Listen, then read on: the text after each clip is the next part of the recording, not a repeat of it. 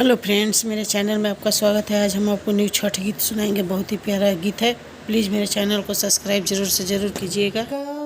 चाही बसा के बहंगिया बहंगी लचकाता जा बहंगी लचकाता जा बाट जे पूछेली बटोहिया ईदल के कारा के जा ईदल के कारा के जा तू तयान्हर हवे रे बटोहिया ईदल छठी मैया के जा ईदल सूरज बाबा के जा चाही बसा के